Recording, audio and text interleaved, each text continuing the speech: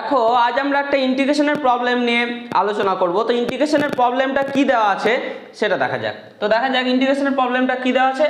x + 1/x two the power n + 5 into x square minus 1/x square into dx। তো এই প্রবলেমটা করা কিভাবে করব আমরা সেটা দেখব। তো x + 1/x কে আমরা এটাই রেখে দিলাম, আর এটাকে কি করব দেখো, x square by x square কত হয়ে যাবে 1 minus 1/x square into dx, আর এখানে উপরে n + 5 আছে। দেখো এইটার ডেরিভেটিভ ফর্ম আমাদের কাছে কি দেখতে পাচ্ছি এটা, তাহলে এইটা সমান z পুট করে দেবো, পুট x + 1/x সমান z। তো x এর ডেরিভেটিভ কত হবে 1, 1/x এর ডেরিভেটিভ কত minus 1/x square into dx সমান dz।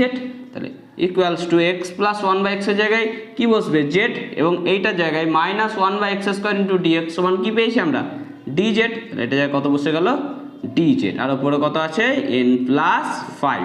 তো ইন্টিগ্রেশনের ক্ষেত্রে কি হবে z to the power n + 5 এর z to the power n + 5 + 1 by n + 5 + 1 + c equals to z এর জায়গায় মান বসিয়ে দেবো। z এর মান কত x + 1/x টু দি পাওয়ার কত হয়ে যাবে n + 6 বাই নিচে কত হয়ে গেল n + 5 + 1, তাহলে n + 6 + c।